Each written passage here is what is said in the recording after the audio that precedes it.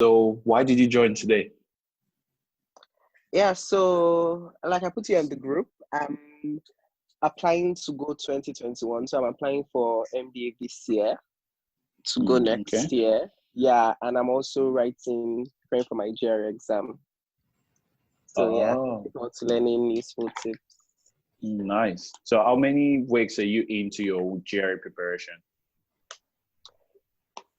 So I've started preparing since January. So I've been taking classes, to be honest, since January. But because of the lockdown, I had to stop. I've been doing like personal practice on my own. Yeah. What resources do you use? So I have some online materials. So I have the 5LB online material that was sent to me. I have Okay. like some GRE questions and answers. So these are basically the two materials I use. The GRE questions and answers, do you know who the makers are? Uh, I'll have to just quickly check. Okay. Okay. All right. Thank you. Thank you for joining. We hope we answer many of your questions today. I hope so too. Uh, Thank you for this initiative too. Oh, thank the team. I could send you all their numbers. There are a lot of them. You can thank them as well. But thank you. Thank you for thanking us. Okay. Hi everybody. I am planning to get the highest possible grade I can from the GRE, as I'm sure everyone else is planning to. And I understand what the GRE requires. I understand the different things about the different sections. So right now I'm just looking to get in as many practices as possible to make sure that I get my highest possible grade. That do you have your target? Are you working with like the range of your target schools? Yes, I am. Okay. Yeah. So I'll quickly introduce myself, how this webinar would go on, and I'll hand over to Ujola, who will be moderating. Lane, again, just for those who do not understand what Lane is, think of Lane not as an NGO or as an association or as a group or as a business, but think of it as a virtual city that you're a citizen of, where we're more concerned with how you can use an MBA how you can leverage an MBA to make an impact, a sustainable kind of impact on Africa as a whole. And how do we intend to do that? We believe that if we can lower the barrier of entry into business school and help more Africans get into business schools that they can afford, break down some myths around breaking the bank to go to business school. And we believe that when you can go to business school without taking significant amount of loan, when you don't have to, then you don't have to spend the next 4 or 5 years of your life focusing on paying back the loan and shutting your eyes to all the possibilities of immediately helping others around you to see opportunities as well. So we're more concerned about finding MBA programs that will fit you, not brand names. They could be brand names if they fit you, but the goal is we're not going to business school because of brand names. We're going to business school for the sake of what it can help you achieve. We do not stop there. We look forward to even continually engaging with you as you go into the program. So there's a first set that is going into the various MBA programs. And what we're looking to leverage upon is when you're moving into a new environment, it's usually difficult for you to settle in. There gets to a point in time, and I've had tons and tons of stories, even from the Education USA Embassy cohort, and they've been doing this for over 20 years. There have been stories of students who have ended up doing drugs, who have ended up getting depressed. And there's one currently, if you check the news last year, who shot somebody else just because he was depressed and is currently in prison. There's a story of another one who killed his mother in an hotel out of depression. I mean, we would think depression is not real because somehow the Nigerian economy has toughened us to so many other kinds of depression. But it's real when you go to a different environment where you do not know anybody. So we're looking to leverage that power of community to be sure that, you know what, There are other people like you, and perhaps, you know, our end goal is one of these days you'll be able to say there's somebody in your city, in your school, that you can walk up to and say, you know what, dude, lady, I'm dying under this pressure. And the fact that you can vent to somebody else who understands where you're coming from is usually healing. So that's what Lane is all about. And when we move beyond that, we're looking at how to coordinate and channel our energy to helping Africa. There are many people currently helping Africa, but there are pockets, people doing it in isolation, and it's not exactly that coordinated. We think about activities as you trying to cut a tree. If you hold an axe and you cut it, someone cuts it tomorrow, fails to cut it at the same location where you cut it yesterday, and someone else chooses that, you know what, it's convenient for me to choose a different angle, and he cuts it. If we all choose at different angles to address problem, and it's not coordinated, we'll just end up having a tall tree with different scrapes from cutlass or anything, but the tree is still standing. So our goal is to try and coordinate that, and by following you from cradle to, let me not say grave, but by following you from cradle upwards, it's easy for you to listen to us, it's easy for you to understand what other people are doing, and it's easy for us to coordinate that activity. So I would hand over to Jules to take on from that and introduce the guest as well. So Temi, our guest is here. Jules is also a moderator and a guest. I'm also, in quote, a speaker. I'm not a guest. And what we will be doing today is we'll be having a discussion. We'll be trying to glean from the experience of Ujola, myself, and Temidayo. Good morning, everybody, and you're welcome to today's webinar. Today's guest, we have Temidayo Ashiru. She's a second-year MBA candidate at the Yale School of Management. And I'll let her talk about her previous career experiences, and she'll give us a background on herself. But we also have Samuel Adelie, who is a current incoming student, MBA student, who took the GRE and has several offers, so to speak. I'll also let him speak about himself. So Temi, you're welcome. We're going to start with you. If you can please introduce yourself, tell us about your pre-MBA career experience. Thank you. Hi, good morning, or good afternoon, and thank you so much for inviting me to this. Can you hear me? Yes, we can. Okay, cool. So my name is Temidayo Ashiru, as you said, and I'm a graduating MBA candidate at the Yale School of Management. And I don't know, what am I supposed to say? What were the points you wanted me to hit? I'm sorry. So I wanted you to talk about previously, before you entered your MBA, tell us a little bit about your background, where you're from, where you worked, what your career experience was. Okay, so I was born and raised in Lagos, and I did my first degree at the University of Birmingham, where I studied international relations. And then I moved back to Nigeria, and I worked in marketing and communication roles at Owando and then Diageo.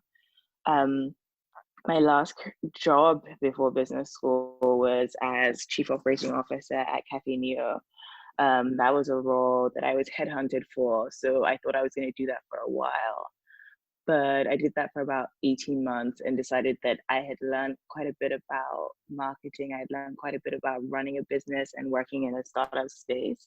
And I wanted the opportunity to crystallize all my experience and do something entrepreneurial.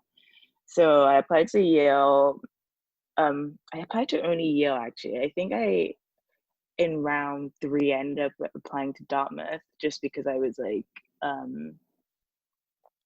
let me have another option. But I only applied to Yale because I just was, I fell in love with the mission, and I thought the alumni community and the students that I spoke to were people who were very similar to me in terms of our values and our approach to life.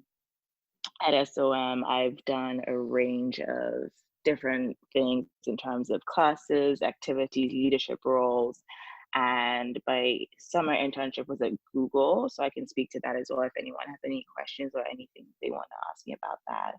And yeah, that is me. Right now, I don't know what I'm doing when I graduate. I'm still exploring my options, but yes, happy to answer any questions about the GRE which I decided to take because I thought the GMAT was a bit too intimidating for me with the timeline I had. Okay, thank you. Yeah, we're going to delve in more into the GRE and the intimidation of the GMAT versus the GRE and all that good stuff. Sam, over to you. Can you tell us a little bit about your background, your career backgrounds, where you're from, and yeah. Okay, thank you for that. How far do I have to go? I think, let me just start with the fact that I went to University of Ibadan. I did civil engineering, finished with the first class there, launched a startup as well, and that worked for about 18 months with certain level of success. We reached about 1,000 users in 6 months, raised $6,000, which may not sound like a lot of money, but was a lot of money considering where we had to bring that money out from. And that worked for a while, but then we couldn't get the kind of funding to scale operations. And I went back to working for an international design outfit, which is a Fortune 50 changed the world company. And I did that for 2 years before looking to move to grad school.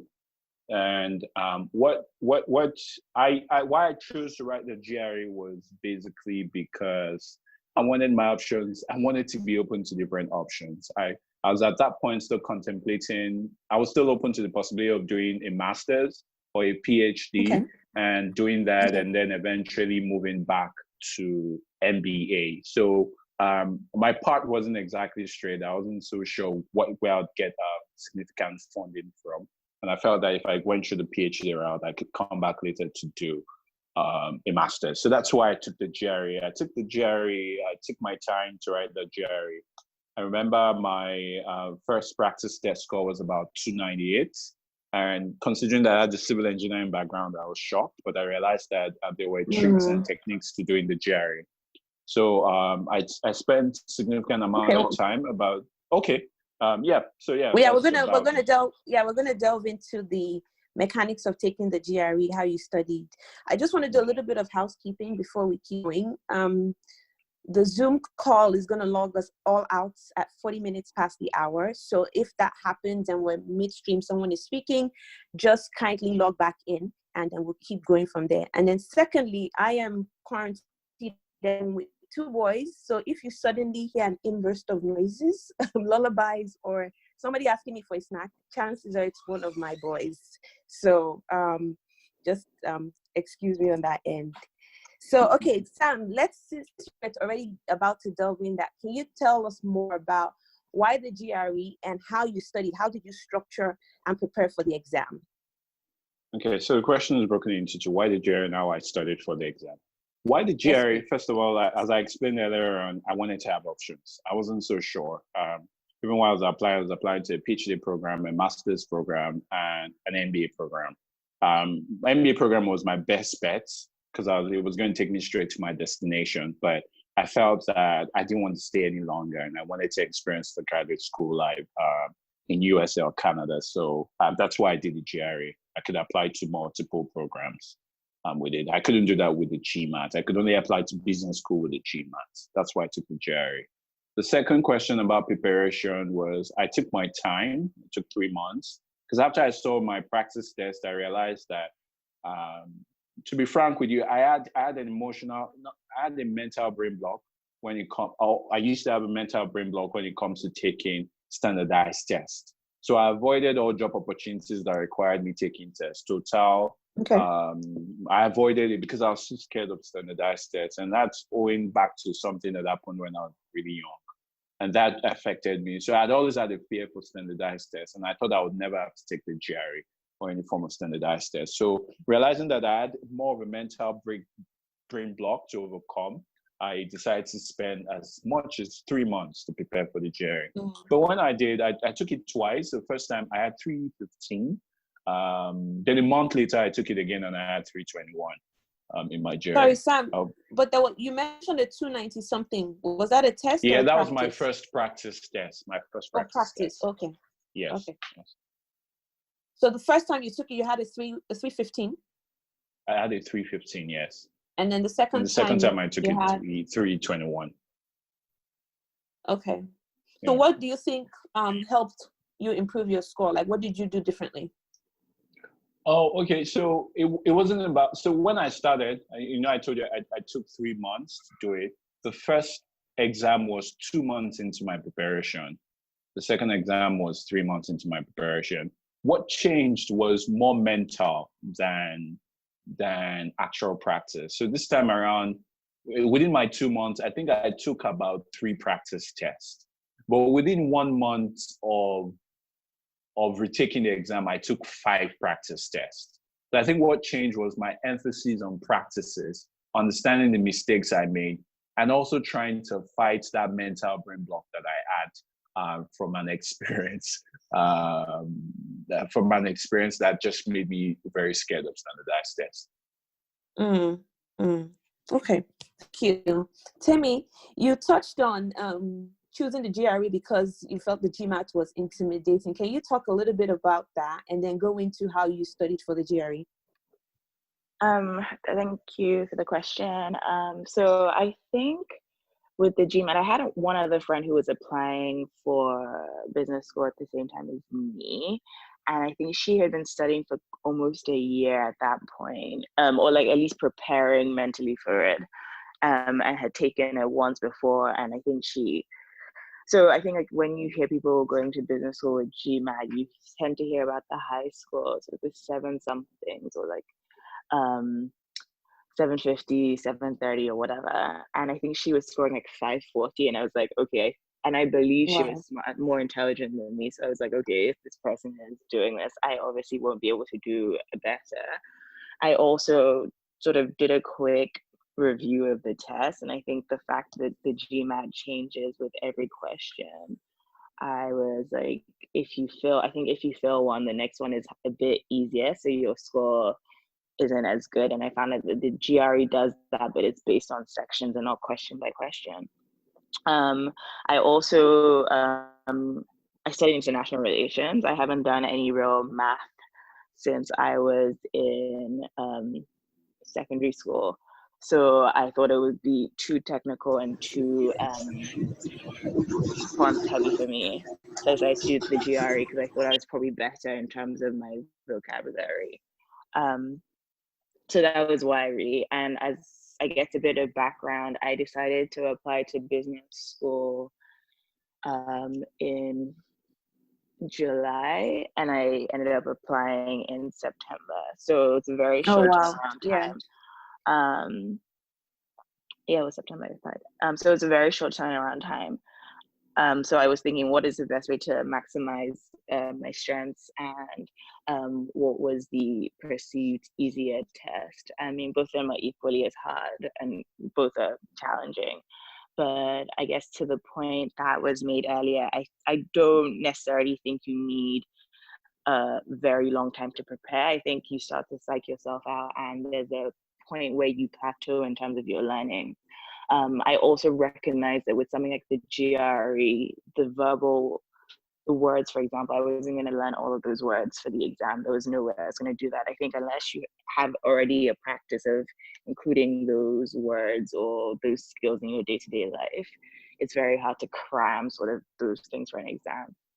So what I ended up doing was I did, as mentioned, I did like free diagnostic tests online.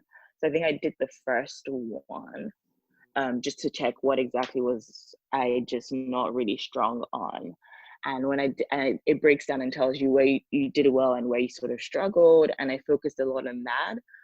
And then there were tips on how do you actually take a test. I think something about the GRE and the GMAT is that it's not really about testing your knowledge, it's testing how well you know how to take a test. And there's simple skills like, process of elimination. Some answers are too short to be a good answer, or some answers aren't complete. So being able to recognize those, I think, is really why I was able to score well in the first time that I took the GRE. So you only took it once? Yes, I only took it once. Okay. So I think I took it twice actually, but the second time was just for me. It was more personally to see if I could get a better score. But the score that I had was the first time I took it, and the only score I applied with. Okay. So And I think actually the second time, I don't think I did as well because I hadn't really studied. I just went and took it again. And I think in Lagos at that point in time, there was only one testing center. So the dates were really, and I'm not sure if it's still the same situation, especially with COVID. But there were dates maybe 6 weeks apart. So it was very difficult to actually take it. I think you can take it in 2 weeks, I think, or maybe a month. So it's quite difficult. A month. It's a Within month. a month. You can take it again. Yeah. Within a month. Yes. I think even back then it was like the 2 times I took it were like 3 months apart because there was just not, there weren't dates available. But yeah, I think if you know you only have a specific date and it's a weird date and you can't move around the dates, it's just best to really learn how do I take a test because it's not really testing your knowledge. Yeah, it's not really testing your knowledge. That's all I would say about that. Okay, thank you. So you touched on techniques and stuff like process of elimination, knowing your strengths in terms of how much vocabulary you already have. We'll talk more about that down the line. But right now, I wanted to jump in more in how did you prepare in terms of study time schedule? Because you were working full time, right? At that time. Yes, I was working full time at that time. Okay. I was still at Cafe New York at that time. Yeah. So can you just tell us about your time management? How much in terms of the hours, weekly or daily, over that so you decide in July, you take the exam in September. Just talk us through your study schedule and your technique. So I think, first of all, I was fortunate to be in a role where I could make my own time. Of course, I was working really hard and it was difficult and I had a lot of things to monitor, but I was very diligent with saying, so I think I had an agreement with my bosses at the time that on certain days I wouldn't be available for a few hours in the morning, or they couldn't send me text messages or emails at this time in the evenings. So, but I think that was about having a conversation and being upfront about here are my goals. And both my bosses at the time had gone to business school, so they very much understood the process and the demands of trying to go through the whole application process. So they are very sympathetic to that. But minus that, I think I did a lot of weekend studying, a lot of evening studying, and things like, so once I had did the diagnostic test and I knew where my issues were, I spent a lot of time, I had a big, huge book on like 5,000 GRE questions. And I would just go to those sections. I think it was, I can't think of what it is right now. It wasn't Princeton Review, but it was one of those big, huge 5,000. Is it the 5-pound book? The Manhattan 5-pound one? book. Yeah, Manhattan Prep. Yes. The green one. Yeah. Yes, the green one. So I would do that, and then I would do things like math and verbal drills so Magoosh has apps. So when I was like in the car, I would just do a few of those, and I think those are like great for especially the math questions because it just makes you think. And I think the Magoosh verbal ones, it's almost built in a way similar to Duolingo where it tells you your mistakes and it builds on what you've learned and tries to do a lot of memory recall. So I studied for about 3 weeks. So it was a sprint, which is why I said I wasn't going to learn all that content. So it was really about how do you take a test. So I probably took the first 2 weeks I was taking 2 tests. So with the 5,000 or the 5-pound book and then the Princeton Review tips and tricks, they both came with 2 additional exams. So I think I took those 2. So I would take 2 exams for the first 2 weeks. And then the 3rd week, I was just doing questions all the time. And I was probably spending an hour a day. And then at the weekends, I was spending 3 hours. But as I said, I was very fortunate to have very understanding. And I understand everyone. Having the buy-in of your bosses and your team. And I mean, you sort of have to because they're going to write your reference. So they have to understand why you're doing it and understand the importance of it. So, and you want them to write a great review and reference for you because I think that is probably something that people don't spend enough time getting right. And then you have references that are a bit shoddy. Yeah. Yeah.